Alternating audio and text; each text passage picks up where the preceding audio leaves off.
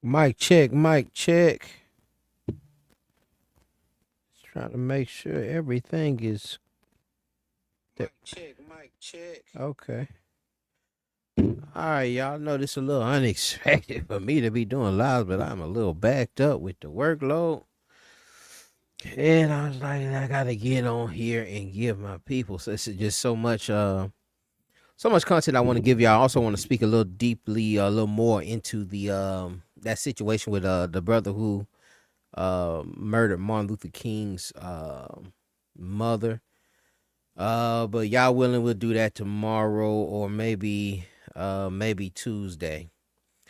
Or maybe Tuesday. Here I just want to speak briefly on I seen this video here and I want to talk about, how much authority should a camp leader have, a spiritual leader or a pastor. Um because these situations do come up. This is a situation where and excuse me, this is a situation where um let me pull some of this stuff off the screen here. There's so much going on. Okay, there go my comments. This is a situation where it's a domestic violence situation. Um, and these things happen, man. If we just being 100, majority of the police calls are um they're being called to domestic violence situations. And um how much authority, what when things are brought to council, what are we how much strength are we giving that council, how much authority are we giving that council, and how much power could they override? In this situation, it's going to be like a divorce situation, a divorce and remarriage situation, which was council. And I'm gonna let this video play for a few minutes. I'll let maybe a few more minutes and let some people get in here. I know it's late. People got to go to work, so I don't expect many people to be here. But just to give just a context before we play this thing, it's only like an 8-minute video. And then the brother that y'all see there is a brother from the old One West School. He actually, you see at that top thumbnail, he was on one of those talk shows back in the 90s, early 90s. And he's going to talk about a situation where this thing had to be brought to counsel. The domestic violence situation had to be brought. I've counseled some domestic violence situations, and it's gonna happen in every camp. You in the camp long enough, these things will happen and be brought up to counsel. And because we're like a family, these things gotta be spoke on. Sister just can't come up to the or she missing a couple Sabbaths. Like, well, why she miss? What's going on? Yeah, she had the stomach flu, and then she show up the next Sabbath, and or she just show up and she got the glasses on. She take the glasses off, you can see a little black eye under the makeup. People gonna talk about that stuff, and you have to have those dialogues, those sit downs, and and the rebuking, and some kind of disciplinary action sometimes within these matters. And again, I'm asking how deep does this how deep do we go on this thing? But let me go ahead and let this thing hold on, exit full screen. I'm gonna let a little bit of this video play, y'all. Brother Shabar, beautiful brother. Rest in peace. He's no longer with us, but that anybody here, let me know if that y'all can see the video. That's a beautiful brother. Actually, he was in the school before I was in the school. He was in my camp. I used to read for him. That brother got a deep voice. He had the deepest voice in Israel back then, and tall brother too, real tall. All right. I'm gonna make this short, and I'm gonna tell you what I remember. brother had a wife, and I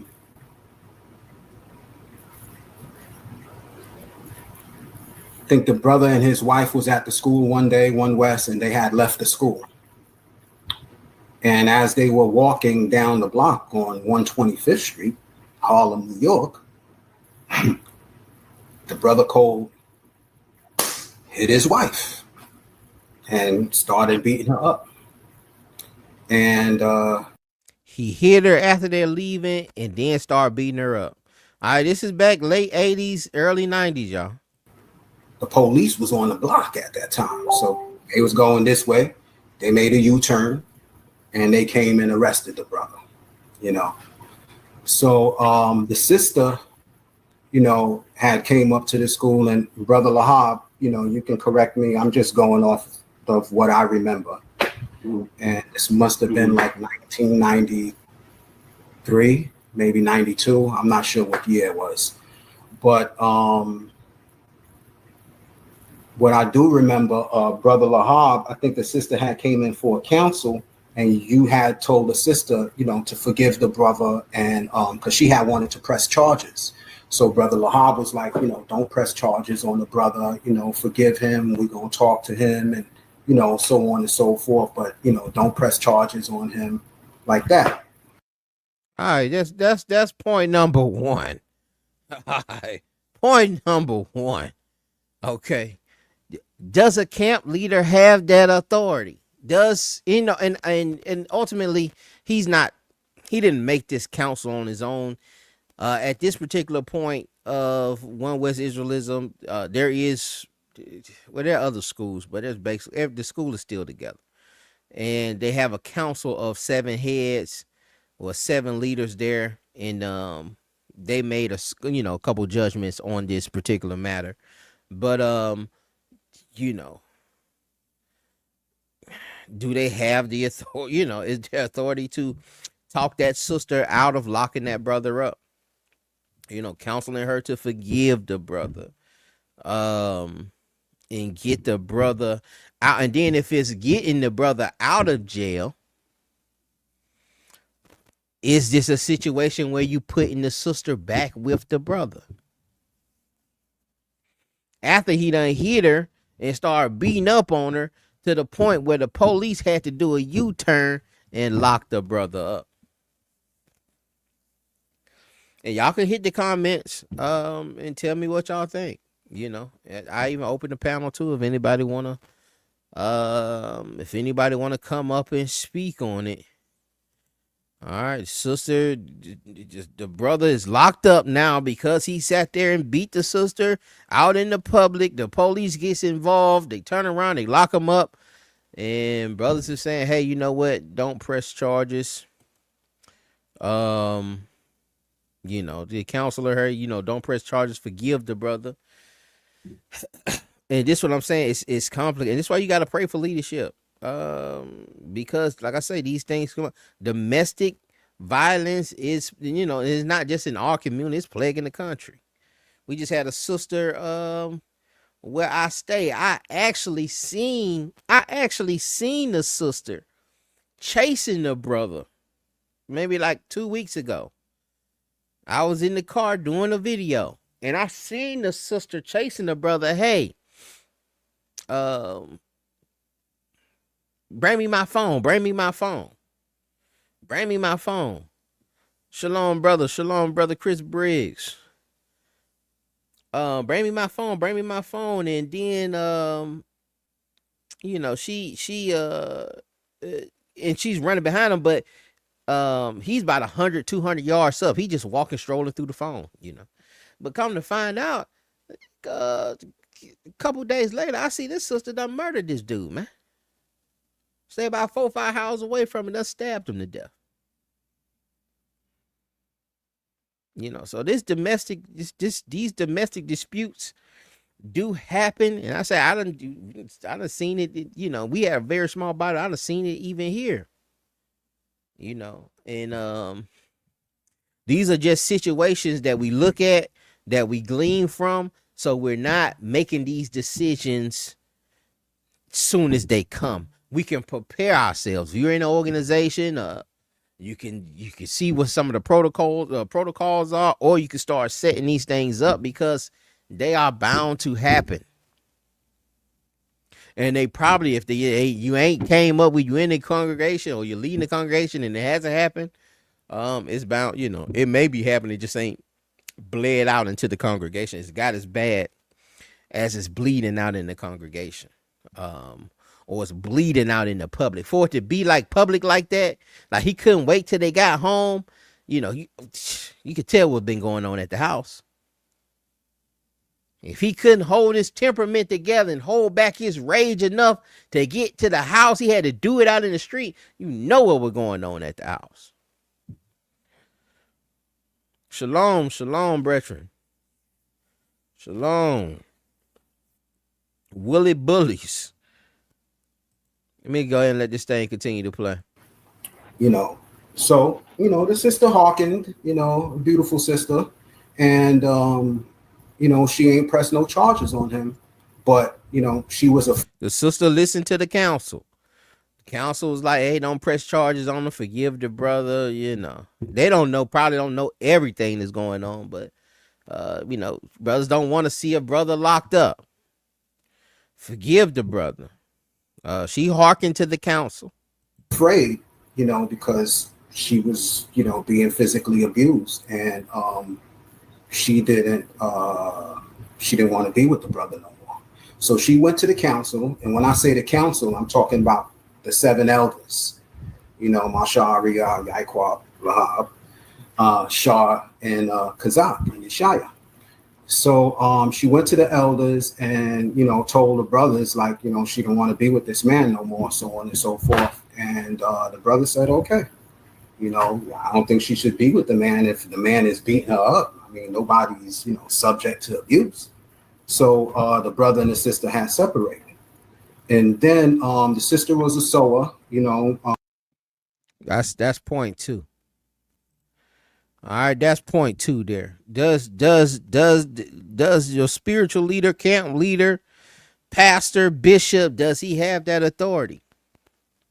All right, does he have that authority? Okay, this was a domestic situation, but does he have the authority to say, hey, yeah, you know what, you can divorce that man. You don't have to be with that man anymore. Under those conditions, you don't have to be sitting there getting abused and knocked out and getting hit on. If you fear for your life, what sayest thou? Does he have that authority? If you were in that position, would you give her that authority? Should we even be in that position? Should we even be in that business? Is it even our business to be counseling certain situations of domestic disputes, etc.?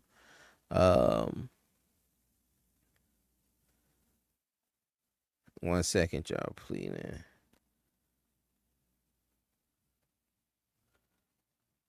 I want to pull up this this other story within the text. Need to find the verses on that. One second here.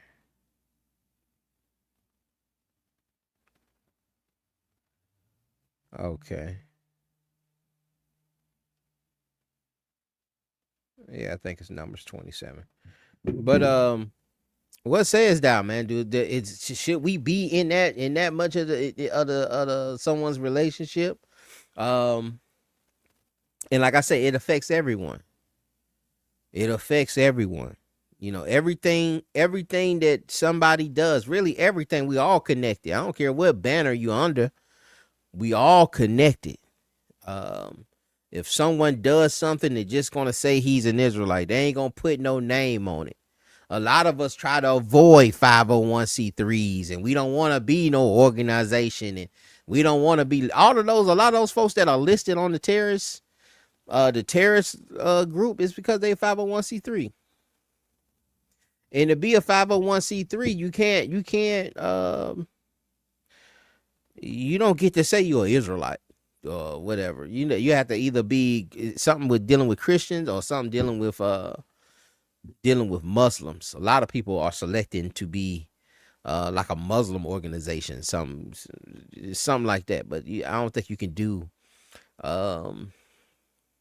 I don't think they have a category for Hebrew Israelites as of yet. Maybe they do now, but I know, remember researching it and seeing brothers getting called out, and they were under a 501c3 dealing with. And I have different, I used to be, man, the 501c3, I used to be like that. I'm not like that no more. If we can get help to feed the people out here and to have pantries, and and to build shelters, man, I'm for that. Willie Bully says scripture say we supposed to love our wives like we love ourselves. So if we're not willing, so if you're not willing to abuse yourself, don't do it. No, that's without a doubt. That's you can't be out here beating on a sister. And how does it look? How does it look when he comes back? Right? But then also, how does it look? Okay, you said they separated, but now they both in the same building 3 times a week. That little tension is still there. But this, y'all, we ain't even got it. It ain't even got twisted up yet. It's just a little 9-minute video. I just want to share with you. I just want to have the dialogue. We have to have these dialogues. We have to have these talks, because everything just ain't cut and dry.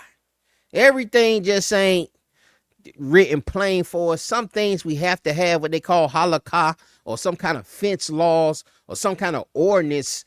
We have to be spiritual enough. We have to be, in the word enough to and sincere enough to make certain decisions, in my opinion.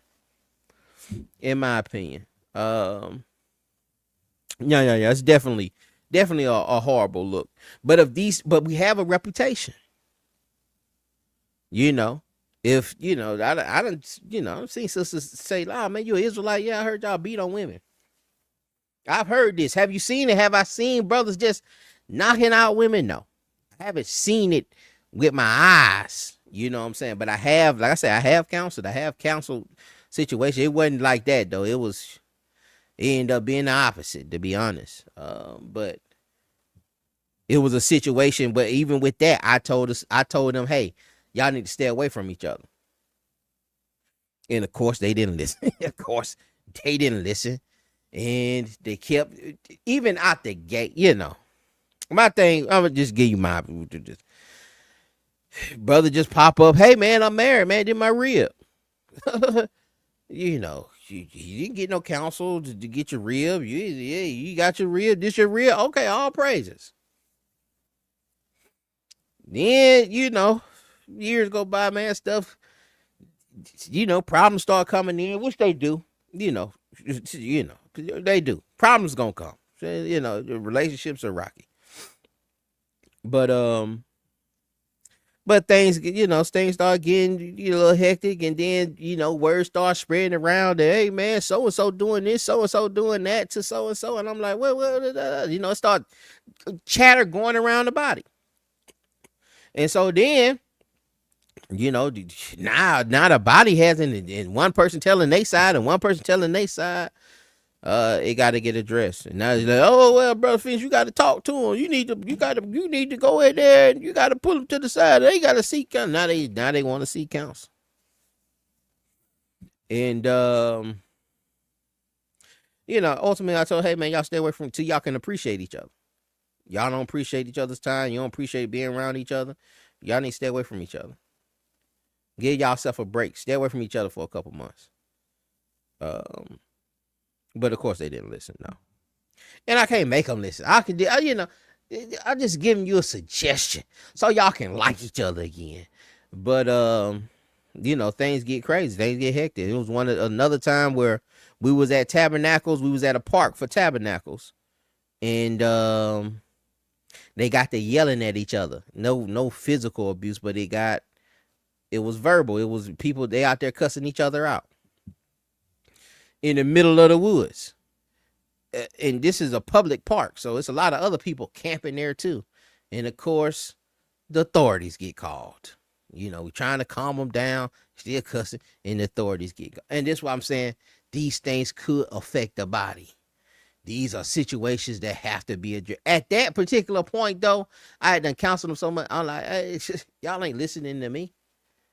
We had some elder brothers that go over there and try to minister to them. And it was just a light situation. Sister ran the truck.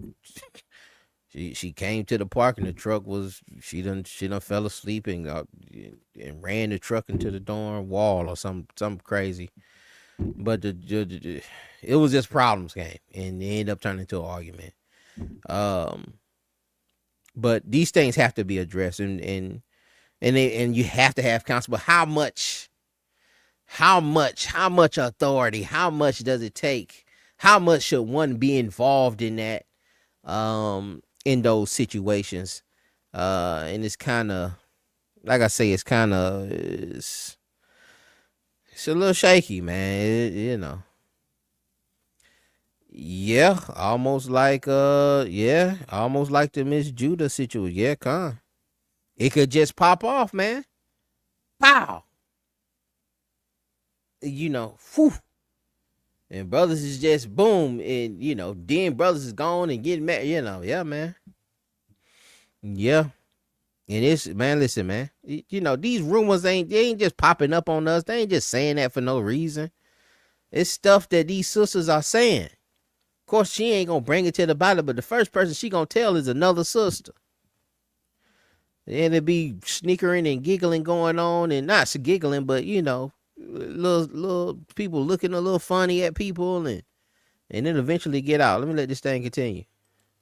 She sold the garments, the fringes and so on and so forth, and things like that. And at that time, Central Command was building the nation. You had the generals, Yohana, Yashawan, Aharon, Micah Allah, Lawyer, and Gariala. And then you had another group of generals, that was like under them, the lower ranking generals that assisted them. But it was a whole nation thing. They built a sewing department, an oil department, a video department, a security department, a cooking department. So anyway, the sister was in the sewing department, and there was other brothers and sisters in the sewing department. And the sister had took a liking to a brother that was in the sewing department. But, and Lahab, anytime you want to come in and elaborate and say something, please feel free. Mm. But the sister had took a liking to the brother. Now we got a rule in the school that if a sister comes into school and she's married to a brother, then can't no other brother have her. You understand? Brothers can't be with the same sister. So she went to the school and she went back to the elders again. 7 of them. It was still 7 in the school at that time. And that's a point there. It used to be where in the school that, there was a law where, hey, there was an ordinance where, hey, if you dealing with that sister, that brother has a sister coming into that thing, nobody can deal with that sister. Not passing these sisters around. We ain't passing them around. Nobody can deal with the sister. All right. And I'm thinking too about you saying about that Judah situation too. You kind of I think you probably relaying back to when I was talking about that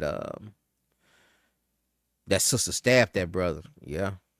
A couple houses down, man. You don't know, man. It's stuff sensitive, and if y'all watching this and you into them kind of situations, man, you may need to separate. Y'all need to get away from each other. Y'all gotta put y'all hands on each other. Y'all need to get away from each other, man, because it can boil over before you know it, man. Somebody grabbing a gun, somebody grabbing a weapon. And then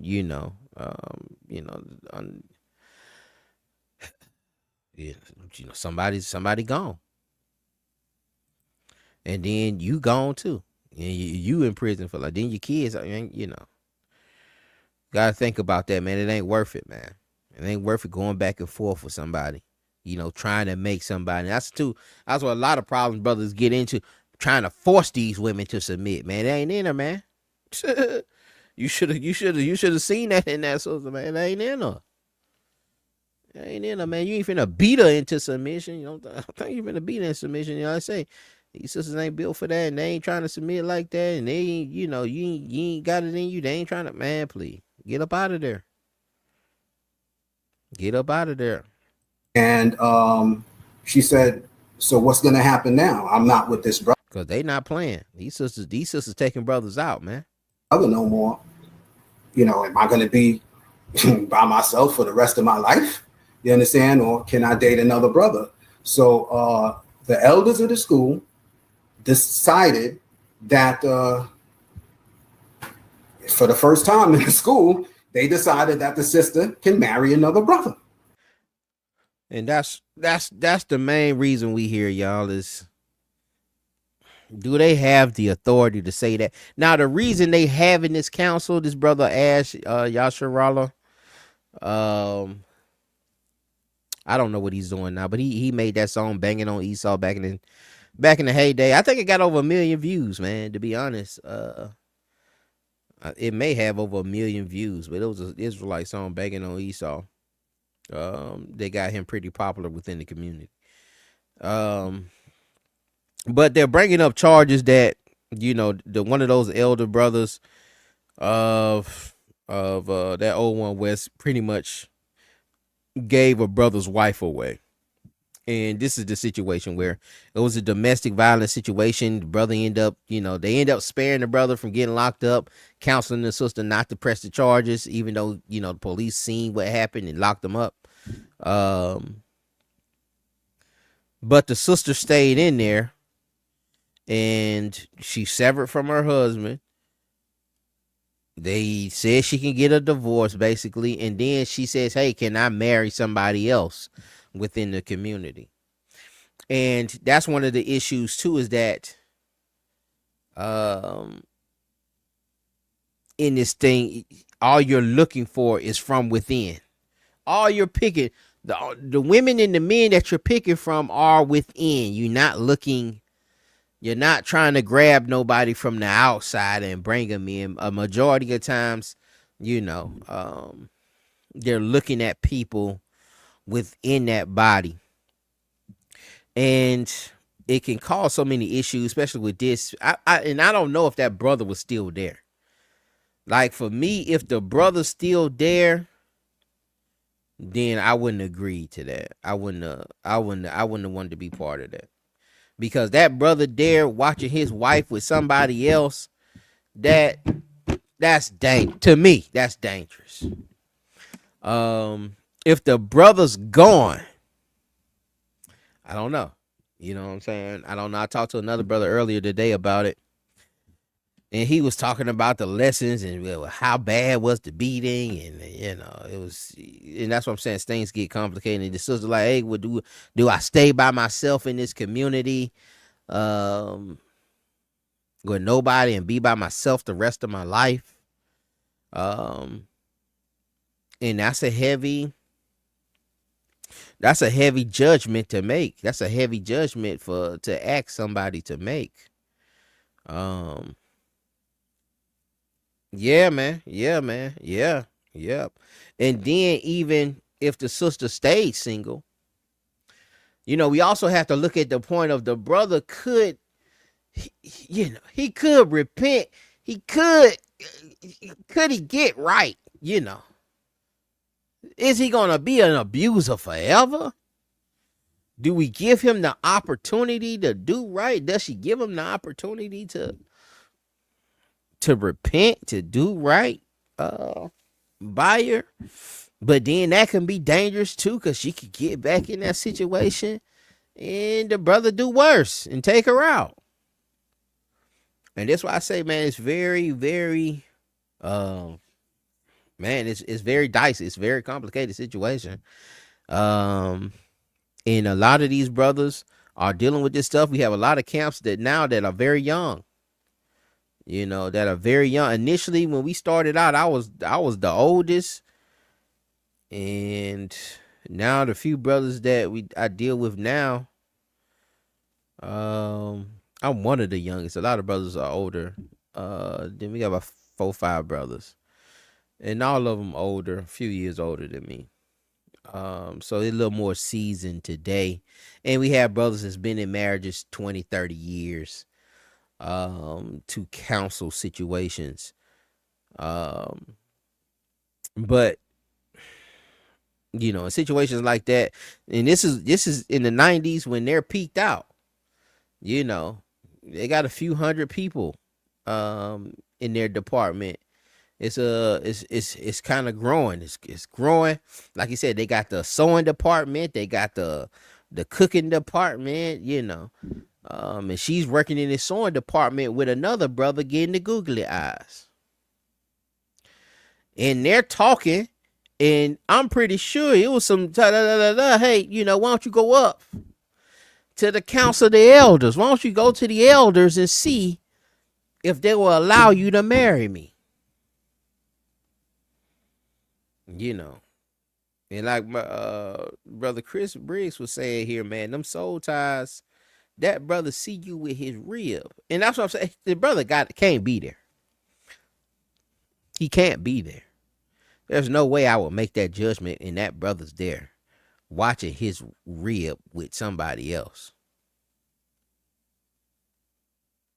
No. But I don't think he's there. And I don't think they said that within this video. Again, it's only a 9-minute video. We only got about 3-4 minutes. You understand? And this was not a decision that was made by Lahab by himself, because Lahab did not have the rank to make those type of decisions by himself. So the sister came and sat down with the 7 elders, and the 7 elders, that's including all the brothers that I just mentioned, gave the sister a pass and gave the sister an okay to date the next brother. And that's what happened. You know what I'm saying? So I heard the rumors, Lahab gave a brother's wife away. Lahab ain't giving no brother wife away, man. That didn't happen. You understand? The elders, if you want to blame Lahab, then you got to blame all 7. You understand? Because all 7 told the sister and gave their blessing that she go ahead and deal with this brother, and she don't have to deal with this other brother, But I love the brother Shabar. He's a beautiful brother. I know we all make mistakes and things like that, but that brother was always a beautiful brother to me. He always showed me love, and I miss him, and I can't wait to see him again. But that's what I know about the story, brother. I don't know if there's anything else you want me to elaborate on. Yeah, brother Shot, I'd just like to say this, right? And this is the brother Lahab, one of the 7 heads of the original One West School. It's a high-ranking brother that was there. Want to say like 4th or 5th in command. Very high-ranking brother. Now he's, he see things a little different. He see things a little different now. He's not into One West Israelism. He's a little different now. Right.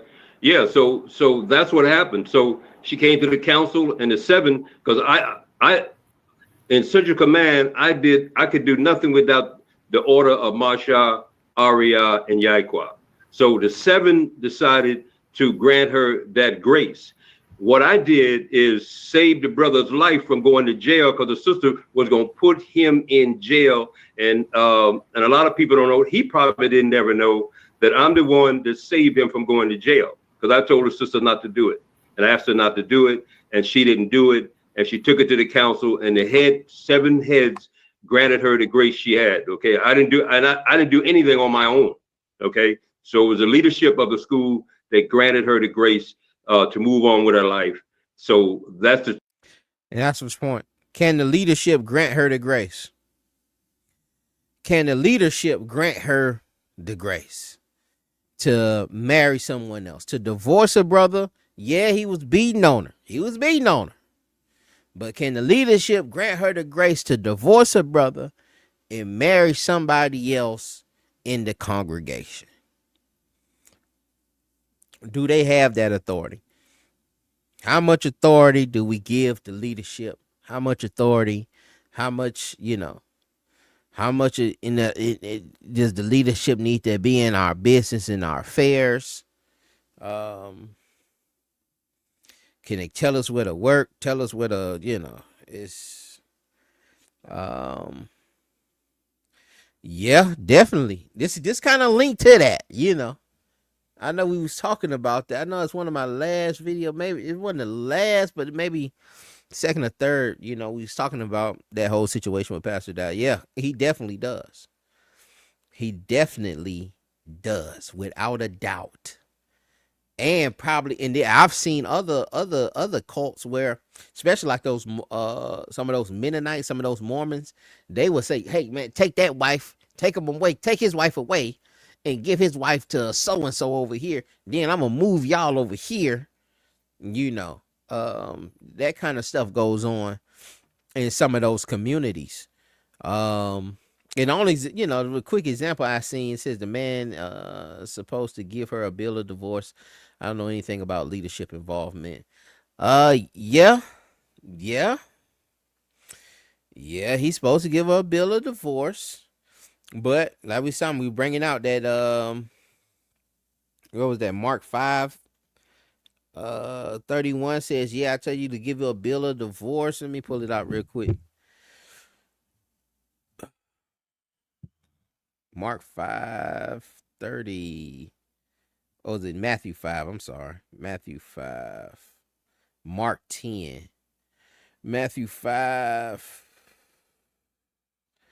Verse 5:31 says, "It have been said, whosoever shall put away his wife, let him give her a writing of divorcement." Verse 32 says, "But I say unto you that whosoever shall put away his wife, save it for fornication, causes her to commit adultery, and whosoever shall marry her that is divorced committeth adultery."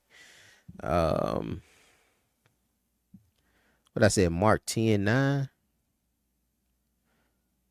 Yeah. "What therefore God have joined together, let no man put asunder. And in the house of his no, let me go up a little bit.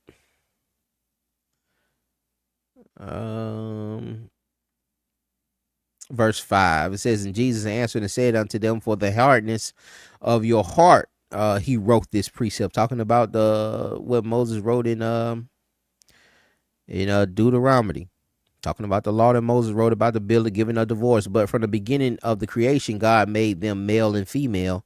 And for this cause shall a man leave his father and mother and cleave to his wife, and they twain shall be one flesh. So then they are no more twain, but one flesh.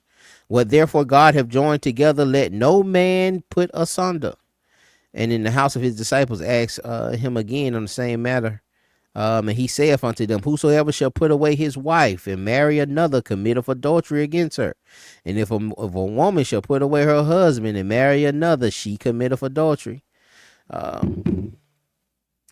But again, in this situation, like I say, things get a little shaky, man. And a lot of these things are hard pills. They are hard pills to swallow. And that's why you got to be very mindful who you join yourself to. You have to be very, very careful. It's not a joke. You can't just be, "Oh man, she look good and she get me aroused, or he get me aroused, and he wear fringes and he keep the Sabbath, far as you know." Thinking that's enough. No, man, you need to check brother's temperament. And sometimes, man, you just don't know. You don't know till you're in there, because when you just meeting somebody at the Sabbath class and on the feast days and on the new moons, and when you're out there for camp, and that's the only time you see, that's, brothers putting on. Brothers gotta be in order. It's different when they at the house. It's different when they strolling through their phones. It's different when they, they at the crib by this. It's different when they don't think nobody's looking. Dallas auctioning off other men's baby girls. That's insane. And there we have it. It's a big yeah. And I went into a lot of that, man. My thing too with that community, kind of where I try to throw little hints out there, like, kind of be a little facetious when I'm doing the videos on them. Because a lot of people know what they're getting into. And people are getting into there for that. They're not going to say that, but that's exactly why they going there. They seen that. They seen the exact same videos we seen and said, I want to be part of that, because it's probably the only place you can do that.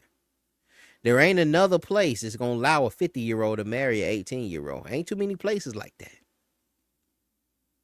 Ain't too many places like that on earth. And that flesh, that's why I talk so much about mortifying that flesh will do anything. It's certain things that flesh lusts for, it'll do anything for it. You don't care nothing about nothing else. When that joker Epstein had that island out there, he ain't care nothing about no yachts and no boats and all of that stuff. They only buy the yacht so they can get them little girls in the middle of the ocean where ain't no cameras, where they can't hear you scream.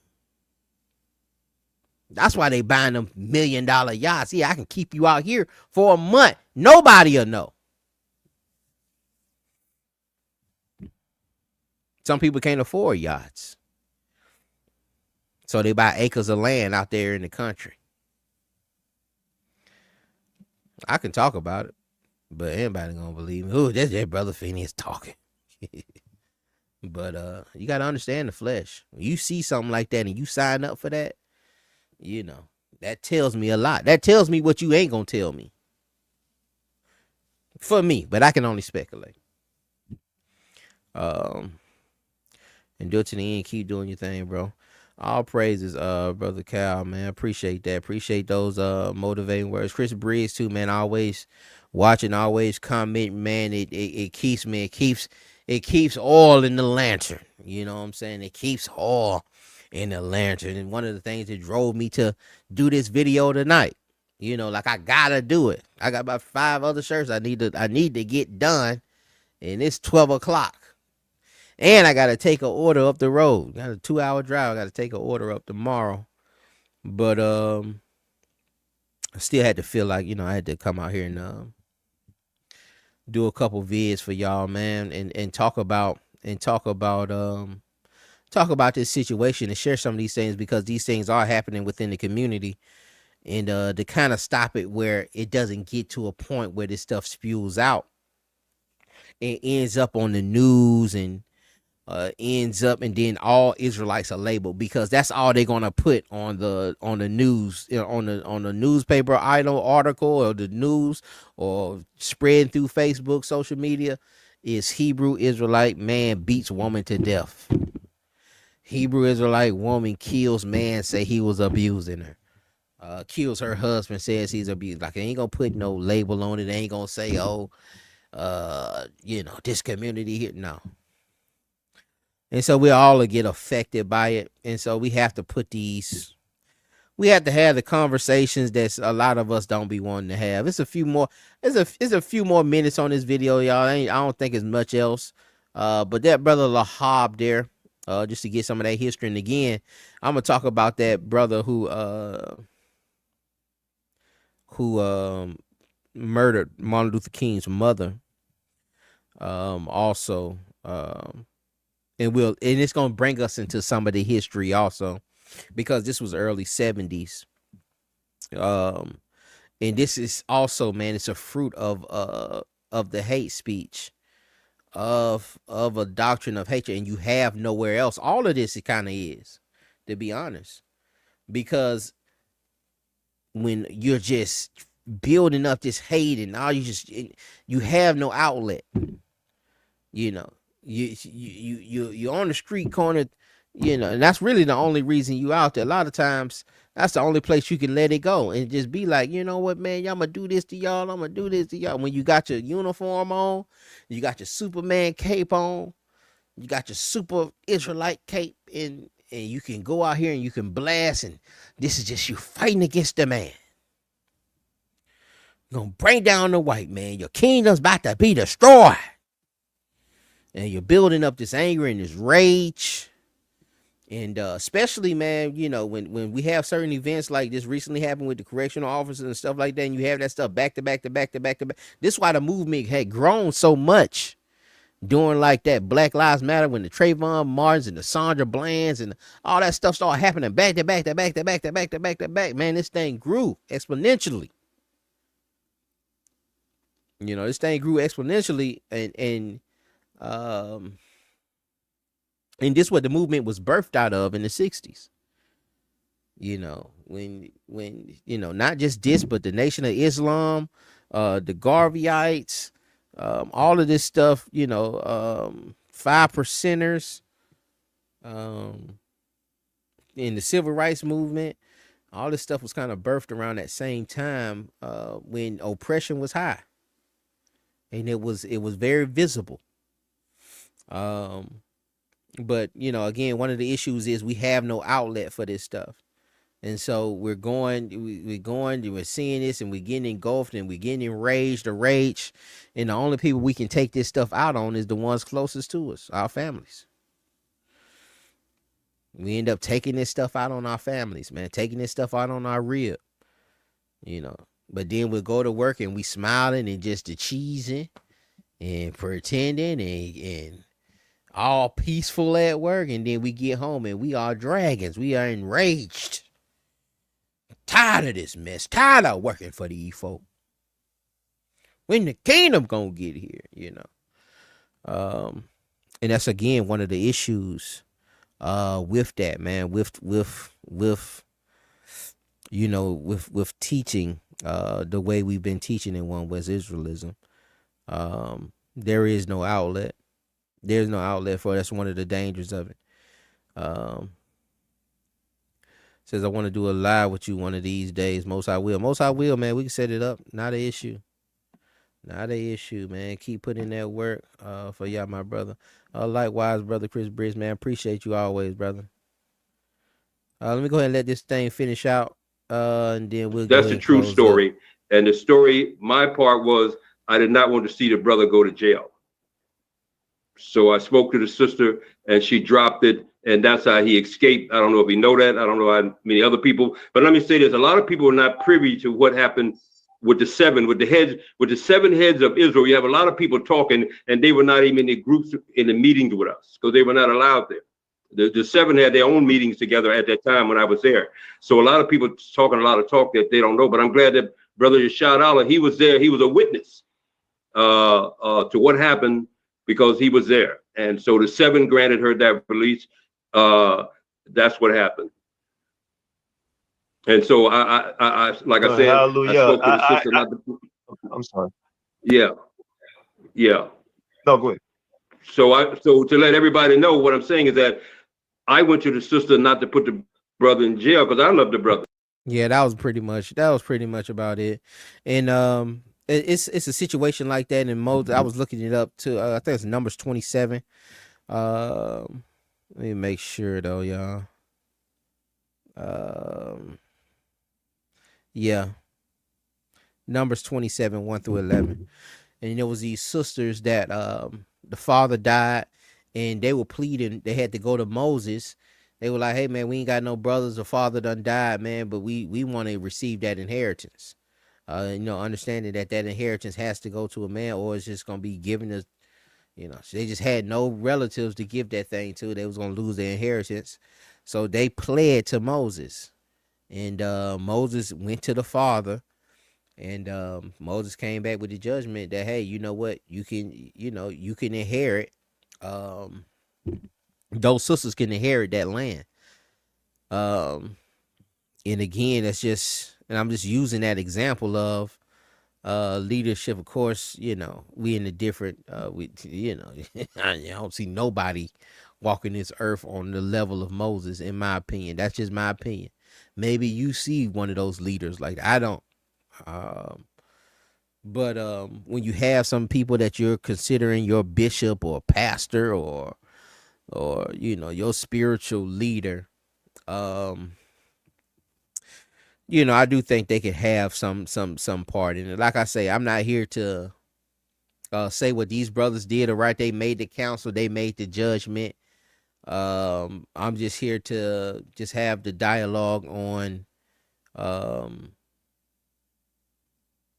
you know, how much authority do we feel one should have in these kind of situations, and to look at that and before you start seeking counsel.